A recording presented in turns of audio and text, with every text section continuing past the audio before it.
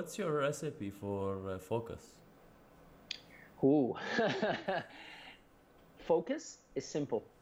One. One thing. One, not two, one. And that's the biggest struggle I get with a lot of the clients that come to me for coaching. Because the first thing I do is can you list all the projects you're working on?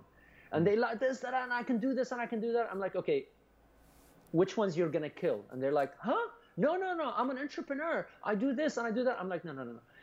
You're going to do one.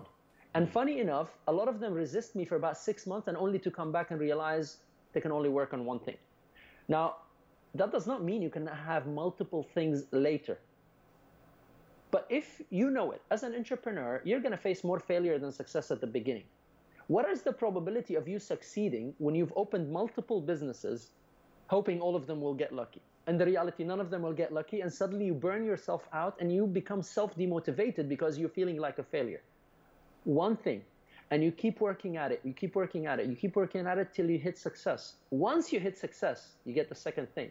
And the best example I can give you is airports. Look at the biggest airport in the world. I mean, look at Dubai, okay, one of the biggest, largest airports in the world. With all its might, how many airplanes take off the runway? One at a time. They line up behind each other.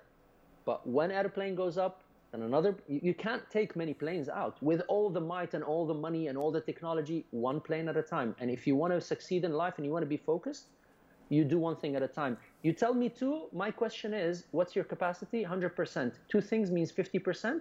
That's called 50% focus. You want 100% focus? You do one thing. So how do you...